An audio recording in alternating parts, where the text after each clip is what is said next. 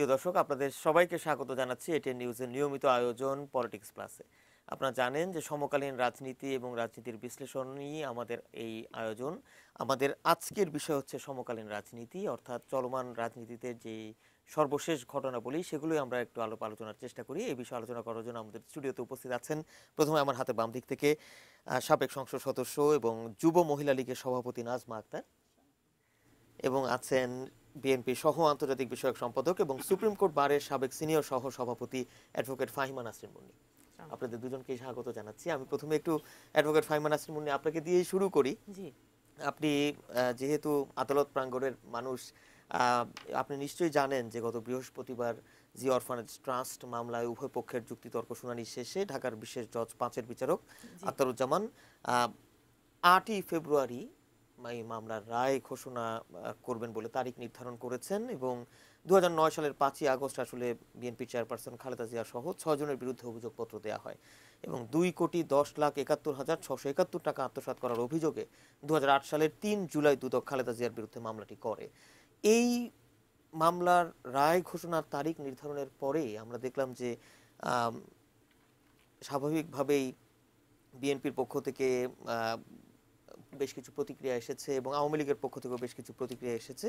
আমি একটু আজকের খবরটি জানাতে চাই সবশেষ, যে আজকে বিএনপির মহাসচিব মির্জা ফখরুল ইসলাম আলমগীর একটি অনুষ্ঠানে বলেছেন যে এত সোজা নয়, খালেদা জিয়াকে আপনারা যেন তেন প্রকারে একটা রায় দেওয়ার ব্যবস্থা করবেন, দেশের মানুষ এটা মেনে নেবে না, সঠিক বিচার করতে হবে, ন্যায় বিচার করতে হবে।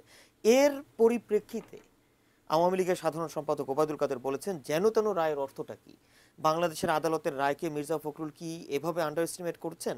আমি মনে করি তার এই মন্তব্য আদালত অবমাননার শামিল। এবং গতকাল আপনি জানেন যে স্বরাষ্ট্রমন্ত্রী আসাদুজ্জামান খান কামাল তিনি বলেছেন যে এই রায় ঘোষণাকে কেন্দ্র করে কোনো অরাজক পরিস্থিতির সৃষ্টি হলে সেখানে কিন্তু ব্যবস্থা নেওয়া হবে যথাযথ। কিভাবে দেখছেন সার্বিকভাবে বিষয়গুলোকে?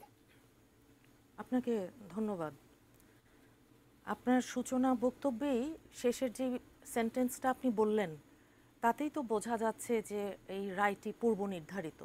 মন্ত্রীরা যেরকম আগাম মন্তব্য করছেন যে রায় ঘোষণার পরে কোনো রকম বিশৃঙ্খলা হলে, এবং আমাদের মাননীয় প্রধানমন্ত্রী আওয়ামী লীগের সভানেত্রী উনি তো টাইম টু টাইম বলেই আসছেন এতিমের টাকা মেরে খেয়েছে, যেহেতু এটি জিয়া অরফানেজ ট্রাস্টের মামলা। কিছুদিন আগে আমরা দেখলাম সরকারের একজন প্রতিমন্ত্রী মশিউর রহমান রাঙা উনিও একই কথা বললেন। সাবেক রাষ্ট্রপতি প্রধানমন্ত্রীর বিশেষ দূত হোসেন মোহাম্মদ এরশাদ উনিও বললেন শিগগিরই জেলে যেতে হবে। তার মানেটা কি দাঁড়াচ্ছে? যে বিচার যেভাবেই হোক, যেভাবেই বিচার তড়িঘড়ি করে করা হোক, এই বিচারে আমরা দেখেছি যে বেগম জিয়ার মতন সাবেক 3বারের প্রধানমন্ত্রী ইনি, যিনি নাকি বিএনপির মতন এত বৃহত্তম একটি রাজনৈতিক দলের মাননীয় চেয়ারপারসন, ওনাকে প্রতি সপ্তাহে সপ্তাহে এই বিচারিক কোর্ট থেকে জামিন নিতে হয়েছে, এমনকি একদিনের জামিনও উনি নিয়েছেন। এই যখন অবস্থা, আর সরকারের সর্বোচ্চ মহল থেকে শুরু করে সরকারের মন্ত্রী এমপি ওনাদের যেই সব কথাবার্তা আমরা শুনছি, এতে করে এই আশঙ্কাটা তো খুবই স্বাভাবিক। সাধারণ মানুষের মনে যেই প্রশ্ন আজকে জেগেছে যে সত্যিকার অর্থেই ন্যায় বিচার, এটা কি আমরা যে কোনো মানুষের জন্যই ন্যায় বিচার এটা কি পাবো? কারণ নিকট অতীতে তো আমরা ষোড়শ সংশোধনীর রায় দেওয়ার পর আমাদের প্রধান বিচারপতির ভাগ্যে কি ঘটেছে সেটা বাংলাদেশের মানুষ তো সবাই দেখেছে। মানে ন্যায় বিচার পাওয়া নিয়ে সংশয় প্রকাশ করছেন? আমি বলি আপনাকে, কারণ এখানে না বেশ কতগুলো আসলে জিনিস আছে। দেখেন, এটি একটি private trust, Zia orphanage trust. এই ট্রাস্টটি প্রাইভেট ট্রাস্ট আইন, ট্রাস্ট ল, এতে বিচারটা হবে আর কি। এখন ট্রাস্টের যদি কোনো রকম প্রশ্ন উত্থাপিত হয়, অনিয়ম হয়, ট্রাস্টের কেউ এই মামলাটা করতে পারত, কিন্তু সেই রকম কোনো ঘটনাই এখানে ঘটেনি। 1/11 সময় ওই দুদকের একজন যিনি কর্মকর্তা, পরবর্তীতে তো যিনি আইও হিসেবে এসছেন ওনার ডাবল প্রমোশন দেওয়া হয়েছে, 45 দিনের ভেতর বিচার ইনভেস্টিগেশন বা তদন্ত শেষ করবার কথা। হ্যাঁ, আরও 15 দিন কোর্টের আদেশ নিয়ে বাড়ানো যায়, কিন্তু সেখানে আমরা দেখেছি বছরের পর বছর। হ্যাঁ, ওনারা পরবর্তীতে তো ডিফেন্স, আমাদের যিনি প্রথিত যশা লয়ার যারা আছেন বেগম জিয়ার মামলার আইনজীবী হিসেবে, ওনারাও বলেছেন যে এখানে 1 মিনিট ডকুমেন্ট সৃজন করা হয়েছে। 91 সালে কুয়েতের আমির শহীদ প্রেসিডেন্ট জিয়াউর রহমান, আমাদের স্বাধীনতার ঘোষক এবং বহুদলীয় গণতন্ত্রের প্রবক্তা, ওনার স্মৃতি ধরে রাখবার জন্য উনি যখন 81 সনে শাহাদাত বরণ করেন, তখন কুয়েতের আমির এই টাকাটা একটা এতিমখানা স্থাপন করবার জন্য দিয়েছিলেন। এই ট্রাস্টে এই যে 2 কোটি টাকা, হ্যাঁ, যেটা আত্মসাতের যে অভিযোগ আনা হয়েছে, পুরোটাই কিন্তু সোনালী ব্যাংক রমনায় যে টাকাটা জমা হয়েছিল সুদে আসলে 6 কোটি, এক মিনিট, সুদে আসলে 6 কোটি টাকা হয়েছে। এই ট্রাস্টের একটা টাকাও আত্মসাৎ হয়নি। 18 বছর পর মামলাটা হয়েছে। হ্যাঁ, এখন দেখেন 18 বছর পর ক্রিমিনাল মামলা, একদিন পরে মামলা হলেই এটাকে কিন্তু ব্যাখ্যা করতে হয়।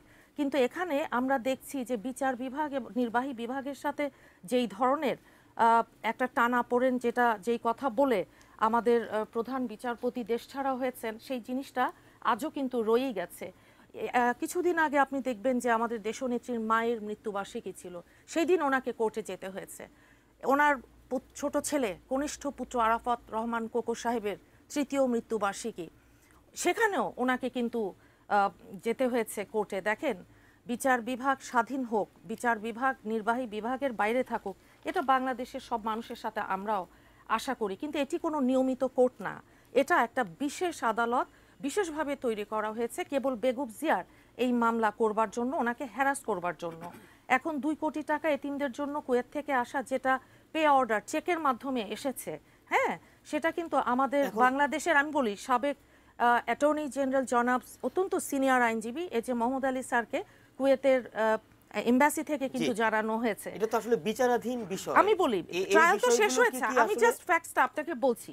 এখন দেখেন, কেবলমাত্র রাজনৈতিক উদ্দেশ্যে, হ্যাঁ, একটা রাজনৈতিক প্রতিহিংসা চরিতার্থ করবার জন্য একটি বিষয়ে যখন আপনার 18 বছর পর একটি মামলা করা হয়, যেই মামলা ওই টাইমে 1/11 সময়, আজকে আমাদের মাননীয় প্রধানমন্ত্রী, আওয়ামী লীগের যিনি সভানেত্রী, ওনার বিরুদ্ধেও তো বহু মামলা ছিল, দুর্নীতির নাইকো, তারপরে আপনার মিগ 29 সহ এরকম বহু মামলার রেফারেন্স আমি আপনাকে দেব, কিন্তু সেই মামলাগুলো কিন্তু একটাও নেই। এখন আমাদের দেশনেত্রী বেগম জিয়ার বিরুদ্ধে 36টি মামলা করেছে কেবলমাত্র রাজনৈতিক প্রতিপক্ষ আর এবং ওনার যে জনপ্রিয়তা, এই জনপ্রিয়তায় ঈর্ষান্বিত হয়ে। এখন এই রায় পরবর্তী পরিস্থিতি বিএনপি কিভাবে মোকাবেলা করবে, অথবা এরপর কি করবে বিএনপি রায়? এটা তো একটা, এখন যেহেতু বেগম জিয়াকে আওয়ামী লীগের সভানেত্রী একমাত্র ওনার পলিটিক্যাল থ্রেট হিসেবে মনে করেন, এবং এটি আমাদের জাতীয় নির্বাচন আসন্ন, এই সময়টাকে সামনে রেখেই এখন দেখা যাচ্ছে যে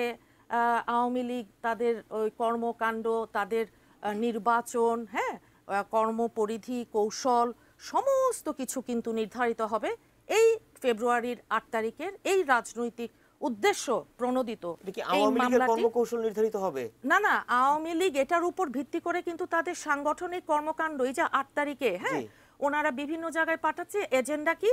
যে বেগম, আমাদের বিএনপি এবং বাংলাদেশের মুক্তিকামী গণতান্ত্রিক মানুষ এই রায় তো মেনে নেবে না, কারণ এটা তো, আমি বলি এই রায়কে ঘিরে এই রায় পরবর্তী পরিস্থিতি বিএনপির পরিকল্পনা কি? আমি আসবো আপনার কাছে, আবারও আসবো, একটু নাজমা আক্তারের কাছে যেতে চাই। বেশ কিছু বিষয় বলছিলেন অ্যাডভোকেট ফাহিমা নাসরিন মুন্নী, তিনি বলছিলেন যে এই রায় পূর্ব নির্ধারিত, সরকারের একজন প্রতিমন্ত্রী বিশেষ করে মশিউর রহমান রাঙ্গা তিনি নাম নিয়েই বলেছেন, এরশাদও বলেছেন যে বিএনপি নেত্রীকে জেলে যেতে হবে, প্রধানমন্ত্রী বলেছেন। সার্বিকভাবে কিভাবে দেখছেন বিষয়টা? এখন ওনরা বাদী পক্ষ হচ্ছে দুদক, আর ওনরা হচ্ছেন আসামি পক্ষ। তা বাদী পক্ষ বলবে যে রায়, আমরা যেটা এনেছি মামলার মেরিটটা ঠিক আছে, সঠিক আছে, এই জন্য আমরা মামলাটা দায়ের করেছি এবং এটা আমরা প্রমাণ করব, এটা বাদী পক্ষের কথা, এবং তারা সেই যুক্তিতেই অনড় আছেন এবং তারা সেইভাবে যুক্তিতর্ক এবং ডকুমেন্টস আদালতে হাজির করছেন। আর আসামি পক্ষ যিনি বেগম খালেদা জিয়া, উনি বলবেন স্বাভাবিক গতিকে, আসামিরা সাধারণত বলে যে আমি কোনো অন্যায় করিনি, ইয়ে করি। রাজনৈতিক আমি বলি এটা ওরা এটা তো বলবেনই, কিন্তু আমার বিচারক কোনটা দেখবেন? বিচারক তো দেখবেন যে মামলার ম্যারিটস কি এবং ডকুমেন্টস দেখবেন, তাই না? এখন ফাহিমা আপা বললেন যে এটা কিছু হয়নি, টাকাগুলি এখনো গচ্ছিত আছে, কিন্তু আপনি একজন প্রধানমন্ত্রী, আপনি একজন এতিমখানার নামে টাকা আনলেন কুয়েত থেকে, ওটা তো আপনি নিজেও নিতে পারতেন, যে গিফট হিসেবে আপনাকেও দিতে পারতো, আপনার অ্যাকাউন্টে রাখতেন, সেটা আপনি কুয়েত থেকে টাকা আনলেন যে একটা এতিমখানা করবেন, সেই এতিম জিয়ার নামে একটি এতিমখানা করবেন, সেই জন্য কুয়েতের আমির ওনাদেরকে টাকা দিলেন। সেই টাকাটা কোনো এতিমখানা না করে ওই বেগম খালেদা জিয়ার 6 নম্বর মইনুল হোসেন রোড ক্যান্টনমেন্টের বাড়ির ঠিকানা, মানে এতিমখানার একটা একদম ভুল ঠিকানা তথ্য করে দেন না, এসব- তারপরে আপনি ব্যাংকে অ্যাকাউন্ট শুধু করা এসব- হয়েছে, কিন্তু কোনো এতিমখানার কোনো ঠিকানা নেই। এইসব তখন মানে কি বিএনপি বেগ- ক্ষমতায় ছিল? বেগ বিএনপি কি তখন পারতো কথাবার্তা। না যে একটা এতিমখানা না তৈরি করি, একটা এতিমখানা বগুড়া হোক যেখানে হোক একটা এতিমখানা তৈরি করতো, তৈরি করে তারপরে টাকাটা নিত, তা উত্তোলন করতো, খরচ করতো, তারপরে এতিমখানাই করলো না, তাহলে এতিমের এই যে টাকাটা 2 এতিমখানা কোটি করলো টাকা না, আপনাকে কে বলেছে? না করেনি তো। বাগেরহাটে মুস্তাফিজুর যান, রহমান এই টাকাটা- আপনার সঙ্গে প্লিজ, আপনি ভুল কথা বলবেন না। আপনার সময় আমি কথা বলি, আচ্ছা, বলেন। কথা আচ্ছা, বলেন। জি, নাজমা আপু। মুস্তাফিজুর রহমান তৎকালীন পররাষ্ট্রমন্ত্রী, ওনাকেও কিন্তু টাকা দেওয়া হয়েছিল এতিমখানার নামে। উনি বাগেরহাটের মানুষ, উনি বাগেরহাটে একটা এতিমখানা করেছেন, সেটা যেভাবেই হোক করেছেন এবং সেটা মোটামুটি চলছে। কিন্তু বেগম খালেদা জিয়া এতিমখানা না করে এত বছরে উনি এতিমখানা করলেন না। এখন এতিমখানার এই টাকাটা বিভিন্ন অ্যাকাউন্টে ওনারা খরচ করেছেন, পরে হয়তো আবার ওনাদের এক জমা হয়েছে। টাকাও ওখান থেকে তাহলে নেওয়া ওনারা হয়নি। এতিমখানার নামে নিলেন এক কেন? টাকা। তাহলে বাংলাদেশের এতিমদের নামে টাকা, এতিমদেরকে দেখিয়ে টাকা আনা হলো, সেই টাকা এই যে আরো কি টাকা আনা হয়েছে সেগুলি অ্যাকাউন্টে ঢুকছে কিনা সেটা তো এখন এটাও বিবেচ্য বিষয়। সেই। সুতরাং এইভাবে টাকা আত্মসাৎ করা একজন আত্মসাৎ, প্রাক্তন এক প্রধানমন্ত্রী টাকাও আত্মসাৎ হয়নি। কোনো এর মানে হয় না। কারণ এই আমরা জানি কিন্তু এর আগেও উনি জরিমানা দিয়ে উনি কালো টাকা সাদা করেছেন, প্রায় 30 লাখ টাকা জরিমানা দিয়েছিলেন। উনি এইভাবে একজন, ওনারা বলেন যে আমরা প্রধানমন্ত্রী, একজন প্রধানমন্ত্রী তার সাথে যারা তার আইনজীবী থাকেন তারা ওনার এই বিষয়গুলি দেখবেন না? উনি কি নিজের ইয়েটা দেখবেন না যে ওনার নামে অ্যাকাউন্ট করা বা ডিয়া ট্রাস্টের নামে একটা অ্যাকাউন্ট করা, সেই অ্যাকাউন্টের টাকা ট্রাস্টে খরচ করা হচ্ছে না?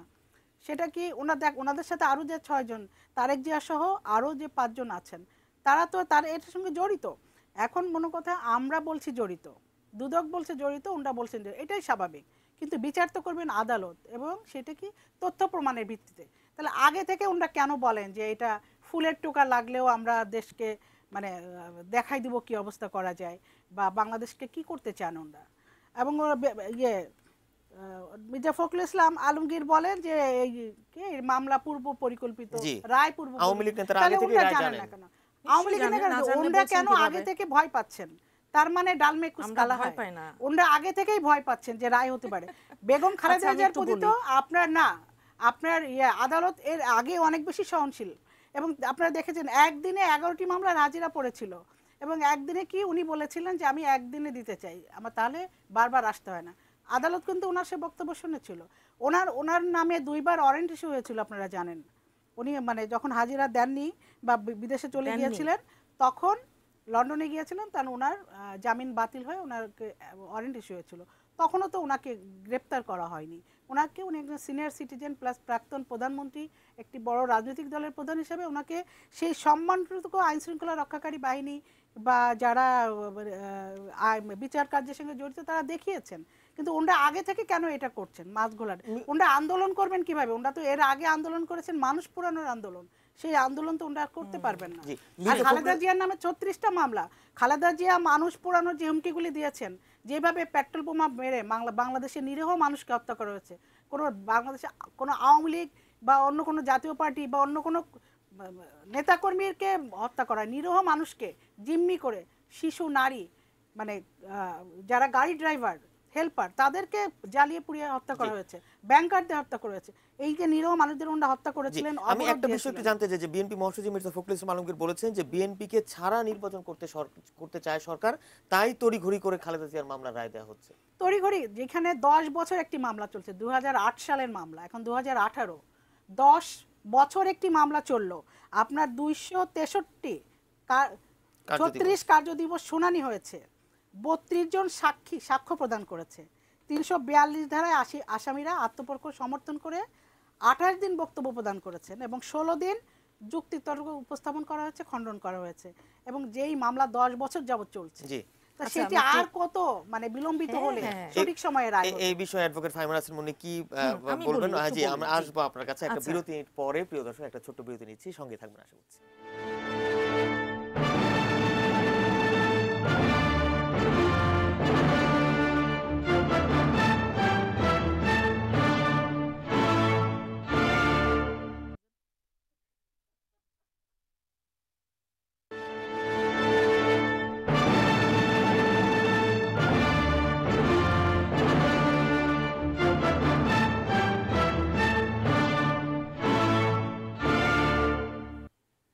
দর্শক, সমকালীন রাজনীতি আমাদের আজকের পলিটিক্স প্লাসের বিষয়। এই পর্যায়ে যাব আমরা একটু অ্যাডভোকেট ফাহিম নাসির মুনির কাছে আবারও।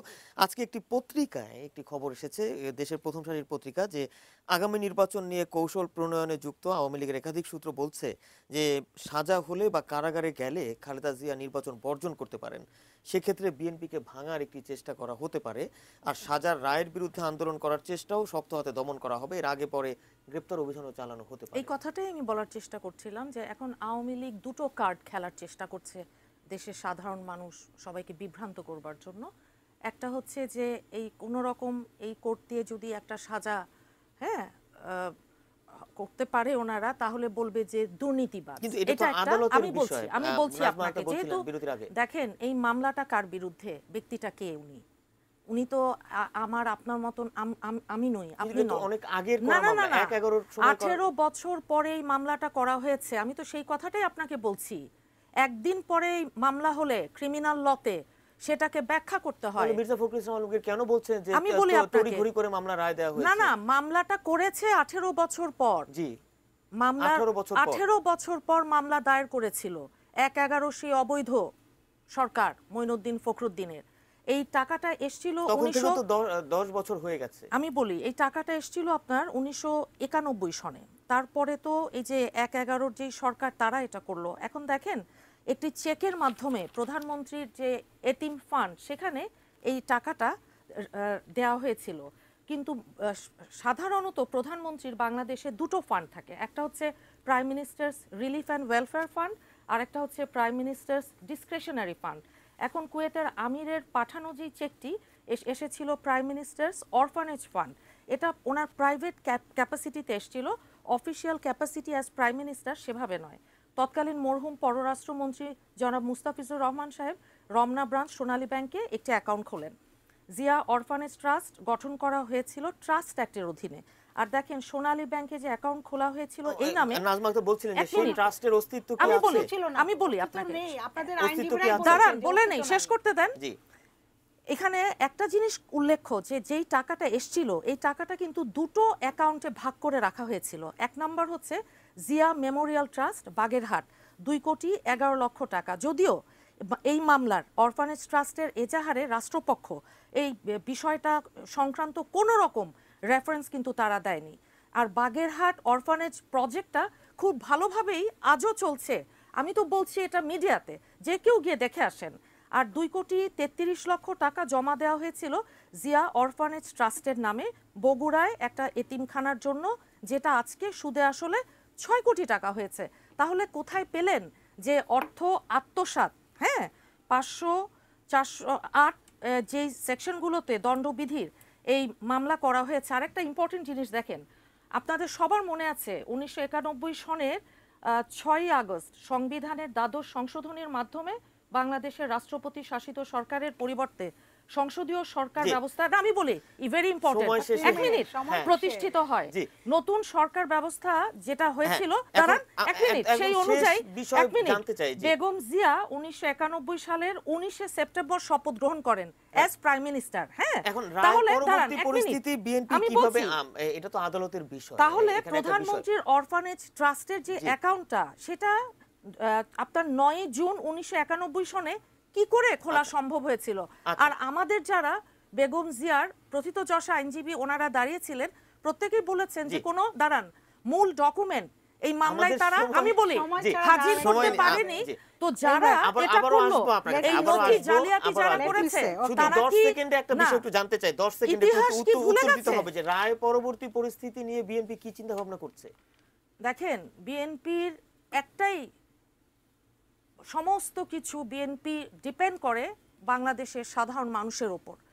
বাংলাদেশের এই মুক্তিকামী সাধারণ মানুষ, আজকে সরকার যে একটা ফিয়ার সাইকোসিস, ভয়ের একটা সন্ত্রাস, ভয়ের একটা কালচার যেটা তৈরি করেছে, যে দাঁড়ান এই ফিয়ার সাইকোসিসের মাধ্যমে সারা বাংলাদেশের সমস্ত সেক্টরের প্রত্যেকটা মানুষের মুখ বন্ধ করে ওনারা উন্নয়নের নামে ওই সীমিত গণতন্ত্র, ওনারা ওই রকেট গতিতে ওইটা তো আইয়ুব খানও জি। চেয়েছিল, ওতে কোনো লাভ হবে না। নাজমা আক্তার, সাধারণ মানে মানুষ আমরা- কোনোদিন জি, ভয় মানে পায় না। মুন্নিয়াপা বলতে যাচ্ছেন বাংলাদেশের অনেক তারা ভয়ের মধ্যে গণতন্ত্রকামী মানুষ জি। মধ্যে কোনোদিন বসবাস ভয় পায় করছেন। না, অবশ্যই। মুন্নিয়াপাড়া ভয়ের মধ্যে বসবাস করছেন। মুন্নিয়াপাড়া না, এত বাংলাদেশের সুন্দর করে সমস্ত মানুষ। এত সুন্দর করে এই যে সরকারের সমালোচনা করছেন, বেগম খালেদা জিয়া প্রতিদিন মানে জননেত্রী শেখ হাসিনাকে গালি দিচ্ছেন কিংবা তার বিএনপিকে নেতারা গালি আপনারা দিচ্ছে, আগাম এবং চাপে রাখার বাংলাদেশের কৌশল হিসাবে 32টা এই যে চ্যানেলে মামলা গিয়ে মোকদ্দমা, প্লিজ হ্যাঁ। লেট মি সে না বলছেন তো আপনি। না আমি তো বলিনি, জি, দেখেন, নাজমা আক্তার বলুন, আমাকে জি। বলতে দেন। এখন উনি বললেন যে ওনারা বেগম খালেদা জিয়াকে দুর্নীতিবাজ প্রমাণ করার জন্য এটা করা হচ্ছে। এটা হয়, তা এটা বেগম না হয় খালেদা দমন জিয়া পীড়ন এবং করে তার বলবো ওরা পরিবার সহিংসতা করছে। তার পরিবার যে দুর্নীতি করবেন তো করেছে, আপনারা। এটা 2001 থেকে 6 এর মধ্যে যে তারা যে দুর্নীতি করার কারণে তাদের যে দুর্নীতি পতন আমরা? হয়েছে, ও, সেটা তো তাহলে তাদের একটু তো- দলের যে মানে তাহলে তো আপনাকে একটু সিনিয়র বলতে হবে। ভাইস প্রেসিডেন্ট যিনি মওদুদ সাহেব তার বইতেই লিখেছেন যে কি কি কারণে বিএনপির পতন হয়েছে। এটা আচ্ছা, বইটা আচ্ছা। আপনি পড়েছেন নিশ্চয়ই। হ্যাঁ, আমি তা আপনি মওদুদ পড়েছেন সাহেব তো? বলেছে এখন যে তারেক জিয়ারা দুর্নীতির কারণেই তারেক জিয়ারা আজকে বিদেশে এই নিজেরা কথা উনি ভয়ে এভাবে ভয়ে বলেননি। নির্বাচিত, তাই না? দুর্নীতির হাওয়া এভাবে ভবন খুলে বলেননি। জি। ব্যবসায়ীদের কাছ থেকে এবং সিনিয়র যারা প্রশাসনের বিভিন্ন পর্যায়ে তারা 20% চাঁদা খেয়েই তো তারা দুর্নীতিবাজ এই প্রমাণ হয়েছে। দুর্নীতির বিষয়ে আমি এবং একটা বিষয় একটু তাদের- জানতে চাই নাজমা তাদের আক্তার, আপনার যে কাছে। ভাঙা জি, সুটকেস, মামলাটা সেরা ছিল। গেঞ্জি খেয়ে জি, আমি তারা একটা বিষয় এখন একটু কোটি কোটি ডলারের মালিক। জি, বিদেশে আচ্ছা, তাদের একটা বিষয়, অট্টালিকা। হ্যাঁ, জি, বিদেশের আব্দুল বিষয়ে এবং আমি একটু বিদেশে আপনার কাছে জানতে চাই বিদেশে যে আপনারা দেখেন কিভাবে তারেক জিয়া তার ফ্যামিলি নিয়ে সমস্ত ব্যাংক কোনো রকম কাজ আপনারা- ছাড়া আচ্ছা, কিভাবে কাজ না করে ফ্যামিলি সহ সমস্ত বসবাস ব্যাংক করছে। আপনারা বেলজিয়াম নষ্ট করে দিলেন বিএনপির পক্ষ থেকে বাংলাদেশে। আজকে বলা গত বৃহস্পতিবার একটি সংবাদ সম্মেলন করে বলা হয়েছে বেলজিয়ামের পক্ষ থেকে, বেলজিয়াম বিএনপির পক্ষ থেকে, যে বেলজিয়ামে জিয়া পরিবারের কোনো সম্পদ নেই। বিশেষ করে লিখিত বক্তব্যে বেলজিয়ামের পৃথিবীর কোথাও তো বেলজিয়াম প্রমাণ শাখা করতে পারেনি, বিএনপির এগুলো তো ইকবাল প্রোপাগান্ডা। হোসেন বাবু বলেছেন, আমি একটু শেষ করি, গত 10 জানুয়ারি জাতীয় সংসদে এক বক্তৃতায় প্রধানমন্ত্রী শেখ হাসিনা, খালেদা জিয়া ও তারেক রহমান এবং প্রয়াত Arafat Rahman Koko Belgium, Singapore, Malaysia ও দুবাইয়ে বিপুল পরিমাণ অর্থ পাচার সম্পর্কে যে বক্তব্য দিয়েছেন তা সম্পূর্ণ মিথ্যা ও বানোয়ার। যে সম্পদের কথা তিনি উল্লেখ করেছেন বাস্তবে সেই সম্পদের কোনো অস্তিত্বই নেই। সেটা তো প্রমাণ সৌদি করতে কাতার পারেনি। এখন বেলজিয়ামের বিএনপি কি বললো এটা তো আমার বিবেচ্য বিষয় নাই। আমাদের ইন্টারন্যাশনাল মিডিয়া কি বলছে আমরা কি দেখছি, তাদের নেতারা বই লিখে কি বলেছেন। এবং আমরা যখন দেখেছি যে 111-এর আগে তারা 400 সুটকেস নিয়ে সৌদি আরবে গিয়েছে এবং সৌদি আরব বাংলাদেশের ডলার মানে কোটি কোটি ডলার তারা সৌদি আরব বাহ, পাচার বাহ, করেছে। বাহ, এবং চমৎকার। তারা যেইভাবে যে চমৎকার। এই যে জঙ্গিদেরকে অর্থ দিয়ে তারা বাংলাদেশের রাজনীতিটাকে কলুষিত করার জন্য যারা জঙ্গিদেরকে দিয়ে আন্দোলন করিয়েছে, এবং তারা আবারও এইভাবে ভিন্ন পন্থায় শুধুমাত্র টাকার বিনিময়ে তারা এখনো ফান্ড করছে। আপনারা বিভিন্ন তথ্য বিভিন্ন নিউজ থেকে আমরা জানতে পারছি, এবং আপনারা সবাই জানেন মিডিয়ায় যারা আছেন তারা তো প্রচুর পরিমাণ দুর্নীতির মাধ্যমেই তারা সম্পদের পাহাড় করেছেন। আচ্ছা, আচ্ছা। তাদের কোনো টাকা ছিল না, তারা নাকি একদম এতিম রেখে গিয়েছিলেন ভাঙা সুটকেস আর সেরা গেঞ্জি। সেখান থেকে এই যে এরশাদ সাহেবের কথা বলেন, এরশাদ সাহেবের সঙ্গে তাদের সবচেয়ে বেশি সখ্যতা ছিল। 168 কাঠা জমি ক্যান্টনমেন্টে বিনা পয়সায় বেগম খালেদা জিয়া নিয়েছিলেন এরশাদ সাহেবের কাছ থেকে। কি হিসাবে? এবং গুলশানে 38 কাঠা জমি কিভাবে নিলেন? আমরা একটু এরশাদ সাহেবের ফেব্রুয়ারি- সঙ্গে তাদের জি। এত খাতির, এত সখ্যতা।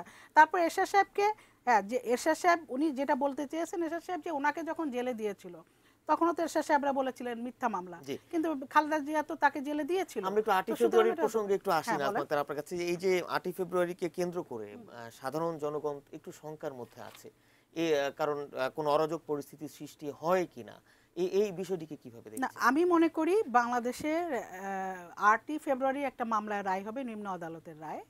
বহু বহু মানে অনেক বিষয় অনেক সময় অনেক রায় হয়েছে। সুতরাং এখানে নিম্ন আদালতের রায় নিয়ে 8ই ফেব্রুয়ারি বিএনপি যেটা বলছে বজ্র আটুনি ফস্ক গিরে একটা কথা বলে, কিছুই বিএনপি করবে না, করতে পারবে না। বাংলাদেশের মানুষ এখন অনেক সচেতন এবং বাংলাদেশের আইন শৃঙ্খলা রক্ষাকারী বাহিনী এখন আগের চেয়ে অনেক বেশি ক্যাপাবল।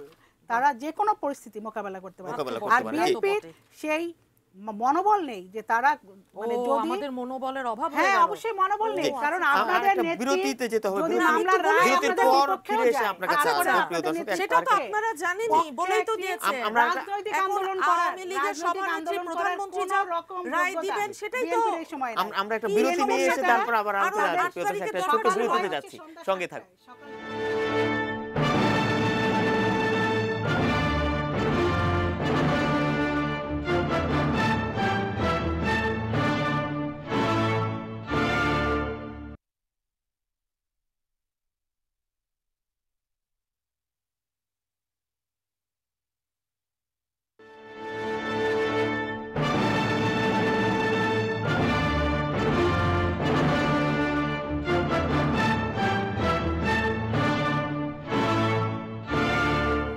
প্রিয় দর্শক, বিরতি পর আবারও স্বাগত জানাচ্ছি আজকের পলিটিক্স প্লাসে। আজকে আমাদের বিষয় হচ্ছে সমকালীন রাজনীতি। আমরা একেবারে শেষ পর্যায়ে আছি, একেবারে শেষ পর্যায়ে। অ্যাডভোকেট ফাহিম নাসির মনি, আপনার কাছে আবারও আসতে চাই। বিরতির আগে নাজমা আক্তার বলছিলেন বেশ কিছু, যে বিএনপির সেই মনোবল নেই যে আন্দোলন করার, এবং কোনো অরাজক পরিস্থিতি সৃষ্টি হলে কিন্তু আইন শৃঙ্খলা রক্ষাকারী বাহিনী কঠোর হাতে তা দমন করবে। এবং আরেকটা বিষয় আমি একটু যুক্ত করতে চাই, যে পত্রপত্রিকা গণমাধ্যমের খবর যে আবারও দল ভাঙার একটা আশঙ্কা করা হচ্ছে, বা বিএনপি দল কি ভাঙতে পারে কিনা, এবং বিএনপি এখন কিভাবে এগোবে, খুব সংক্ষেপে। আচ্ছা, এখন আওয়ামী লীগ তো ১/১১ মঈনুদ্দিন ফখরুদ্দিনের ওই প্রেতাত্মা তাদের উপর ভর করেছে। কারণ মঈনুদ্দিন ফখরুদ্দিনের সময় আপনার নিশ্চয়ই মনে আছে, সেই সময়ও কিন্তু বিএনপিকে ভাঙার একটা চেষ্টা করা হয়েছিল। লাভ কি হয়েছিল? কোনো লাভ হয়নি। বাংলাদেশের সবচেয়ে জনপ্রিয় নেত্রী হচ্ছেন দেশনেত্রী বেগম জিয়া, এবং বিএনপির এই দলটির মূল জায়গাটাই হচ্ছে জনমত, জনগণের এখানে প্রশ্ন রাখছেন আমি যে যদি বেগম জিয়ার কোনো কারাদণ্ড হয় এই 8 ফেব্রুয়ারির, আচ্ছা তাহলে কি করবে বিএনপি? তাহলে আমি আপনাকে একটু জিজ্ঞেস করি খুব বিনয়ের এটা সাথে। না না, আমি জাস্ট এই এমনি, বিষয়গুলো না না, আসছে, আই নো আপনি কি বলতে চাচ্ছেন। আপনার কি মনে আছে যে পাকিস্তান আমলে মরহুম শেখ মুজিবুর রহমান সাহেবের বিরুদ্ধে মামলা হয়েছিল? মনে আছে আপনার? আপনি জানেন তো নিশ্চয়ই এই খবরটি। জি। এখন যারা মামলা হয় রাজনৈতিক নেতা নেত্রীর বিরুদ্ধে, মামলা রাজনৈতিকভাবে মোকাবেলা করা হবে, মামলা আইনগতভাবে মোকাবেলা করা হবে। বাংলাদেশের গণতন্ত্রকামী সমস্ত মানুষকে নিয়ে এই যে ভয়ের যে একটা ফিয়ার ফ্যাক্টর তৈরি করেছে এই সরকার, সেখান থেকে সাধারণ মানুষ আজকে মুক্তি চায়, সাধারণ মানুষ আজকে বাঁচতে চায়, তারা কথা বলতে চায়। আমি বলছি আপনাকে, এতে যদি জানমালের কোনো ক্ষতি হয় তাহলে সেই দায় কে নেবে? দেখেন, আজকে পর্যন্ত গত বছরের 31শে ডিসেম্বর পর্যন্ত নিম্ন আদালতেই কেবল বিচারাধীন আছে 28,16,474টি মামলা। আদালতে এখন পর্যন্ত বিচারাধীন আছে 33 লাখের বেশি মামলা। হ্যাঁ, উচ্চ আদালতে আছে 4,93,315টি মামলা। এত লক্ষ লক্ষ মামলা, সাগর রুনির মামলা, মিতুর মামলা, তনু হত্যার মামলা, এরকম লক্ষ লক্ষ মামলার তো কোনো খবর নেই। আমাদের আওয়ামী লীগের সভানেত্রী, প্রধানমন্ত্রী, ওনার একটাই মামলা, সেটা কি? এই যে আমাদের দেশনেত্রী বেগম জিয়া এবং আমাদের সিনিয়র ভাইস চেয়ারম্যান তারেক রহমানের মামলা। এখন দেখেন, এই যে এই রায়, এটা তো ক্যামেরা ট্রায়াল হয়েছে। এটা তো আমাকে কিংবা আমার কলিগদের প্রতিদিন গাড়ি থেকে নামিয়ে পুলিশ না দাঁড়ান, বহুভাবে জিজ্ঞেস করেছে, কেন আসছেন, আপনার নাম তো নাই। হ্যাঁ, এখন আমি বলি আপনাকে, এক সেকেন্ড, বিএনপি আগামীতে নির্বাচনও করবে। বিএনপি আগামীতে সারা বাংলাদেশের মানুষ এই তাদের ভোটের অধিকার ফিরে পাওয়ার জন্য আজকে মুখিয়ে আছে। নির্বাচনী প্রস্তুতি কি শুরু করেছে? আমরা তো দেখছি যে আওয়ামী লীগের পক্ষ থেকে সাংগঠনিক তৎপরতা শুরু হচ্ছে। 30 জানুয়ারি প্রধানমন্ত্রী শেখ হাসিনা, আওয়ামী লীগ এখন ওনারা সবকিছু শুরু করছেন, আর আমাদেরকে কোর্টের বারান্দায় ওনারা নিয়ে রেখেছেন। এটা কি বাংলাদেশের মানুষ দেখছে না? এটা কি বাংলাদেশের মানুষ তো চোখে কালো কাপড় বেঁধে নাই? সরকার কালো কাপড় বেঁধে আছে, আওয়ামী লীগ বেঁধে আছে। এক সেকেন্ড, নাইকো দাঁড়ান, এক মিনিট, নাইকো দুর্নীতি মামলা, এক সেকেন্ড, দেখেন 13,630 কোটি 50 লাখ টাকা ক্ষতি সাধনের অভিযোগে দুর্নীতির মামলা হয়েছিল 9 ডিসেম্বর 2007। দুর্নীতি দমন ব্যুরো তৎকালীন মামলা করেছিল। আপনি বিষয়গুলোকে কিভাবে দেখছেন? একদম শেষ কথা। এবং বাংলাদেশের এই মামলায় দেখেন, আমরা আসবো আবার আপনার কাছে। মুক্তিযোদ্ধাদের হত্যা রাজনীতি জিয়া রহমান করেছিল। হাজিরা থেকে মৌলবাদী অব্যাহতিও নিয়েছিলেন। আর উনি 12 জুন প্রতিষ্ঠিত করে রাজনীতি জিয়া রহমান আমি করেছিল। আর এরকম 20টা বলতে পারতাম, আরেকদিন বলবো। ঠিক আছে, করার যত বলতে দিলেন না, সবকিছু বিএনপির মধ্যে ছিল। বলেন না, আপনি যে মন্য মামলার খবর নাই, এখন বেগম খালেদা জিয়া যদি শত শত মানুষ মারেন তাহলে শত শত মামলা তো হতেই পারে। মেরেছেন না পেট্রোল বোমা দিয়ে, আপনারা হাজার হাজার গাড়ি ভাঙচুর করিয়েছেন, সেগুলির মামলা হবে না? তো সুতরাং মামলা মোকদ্দমা এটা স্বাধীনতার পূর্বে বঙ্গবন্ধু ফেস করেছেন, আপনাদের লোক। আমাদের জননেত্রী শেখ হাসিনাও মামলা ফেস করেছেন, আপনারাই তাদেরকে বহু মামলা দিয়েছিলেন। আমরা কোর্টের মাধ্যমে মামলা ফেস এবং আমরা করি। পাশাপাশি রাজনৈতিক দল হিসেবে আমাদের সংগঠন শক্তিশালী বিধায় আমরা রাজনৈতিক দল হিসেবে আমরা মাঠেও থাকি। সুতরাং বিএনপি এই মামলা নিয়ে যে বলে বারান্দায়, তার মানে বিএনপির ওই কয়জনই আছে, বারান্দায় ঘুরবে, রাজনীতির অন্যদিকে খেয়াল আপনারা নাই। তো দুঃস্বপ্নেও সুতরাং বেগম জিয়া আর সব তারেক সময় রহমানের নাম শুনলে কেঁপে ওঠেন। রাজনীতির ক্ষেত্রে ঘুমের মধ্যেও বাংলাদেশের আপনাদের তাই হয়। পলিটিক্সে সব সময় মামলা ছিল এবং মামলা ফেস করে এই তো এই রাজনৈতিক লাস্ট দলের কথাটার নেতারা জন্য আপনাকে ধন্যবাদ, নেতারা যেটা কিন্তু একটা তাদের রাজনৈতিক কর্মকাণ্ড উদ্দেশ্য করেছে, কিন্তু প্রণোদিত মামলা বিএনপি যে এমন একটি স্বীকার দল করলেন। তারা একই- কিন্তু রাজনীতি জি। না করেই কিন্তু নির্বাচনে জি, আমি বিজয়ী হতে একই চায়, প্রশ্ন আপনার কাছে তারা রাখতে চাই ভোট যে, না করে পিছনের দরজায় দিয়ে ক্ষমতায় সামনে আসতে কোনো চায়। অরাজক এটা তো দুইবার পরিস্থিতির সৃষ্টি আপনারা- হলে সেখানে জানমালের ক্ষতি হলে তার দায়িত্ব কার, তার সরকারের, দায়ভার কে নিবে? রাষ্ট্র, সরকার। জানমালের যদি ক্ষতি হয় সরকার মোকাবেলা করবে, আর দায় নিতে হবে বিএনপিকে।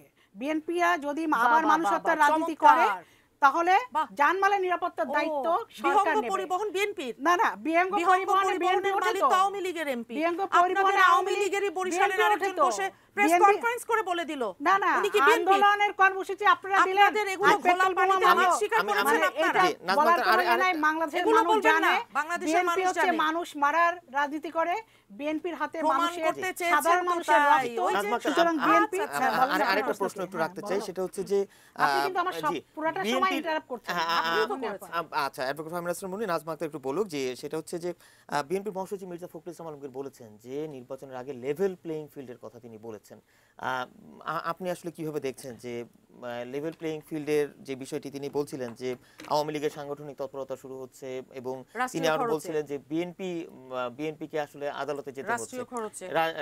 এই বিষয়গুলো কিভাবে লেভেল দেখছেন? প্লেইং ফিল্ড বলতে উনি কি বোঝান? উনি কি উদাহরণ দিতে পারবেন যে কোন সময় লেভেল প্লেইং ফিল্ড? যে সময় বিএনপি নির্বাচন দিয়েছিল সেই সময় কি বিএনপি লেভেল প্লেইং ফিল্ড দিয়েছিল সেই রকম, নাকি বর্তমানে কোনো লেভেল প্লেইং যে ফিল্ডটা চাচ্ছে সেই ফিল্ডটা কী রকম হবে? ওনারা তো সেরকম একটা রূপরেখা দিতে পারেন যে এরকম লেভেল প্লেইং ফিল্ড। নির্বাচন হবে সংবিধান মোতাবেক এবং সংবিধান সংশোধন করা হয়েছে 90% সংসদ সদস্যের মতামতের ভিত্তিতে।